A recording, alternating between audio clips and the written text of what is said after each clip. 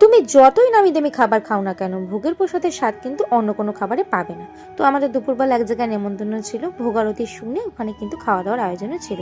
তো আমরা আসার আগেই দেখো মামনি কিন্তু এখানে এসে ওয়েট করছিল আমাদের জন্য। তো আমরাও কিন্তু সবাই চলে আসলাম এখানে প্রসাদ খাওয়ার জন্য।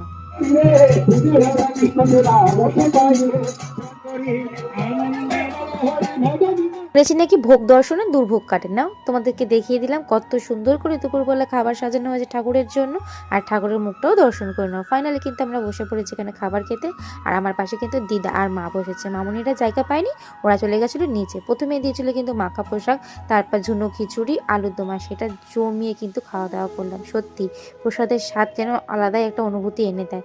তো সেগুলো খাওয়ার পরে কিন্তু আমাদের পাতে চলে আসলো চাটনি আর পায়েস। যদিও আমি শেষ পাতে কখনো মিষ্টি খাই না, কিন্তু প্রসাদ থেকে সেটাও খেয়ে গুটি গুটি পায়ে মা মামুনি সবাইকে নিয়ে চলে আসলাম বাড়ি।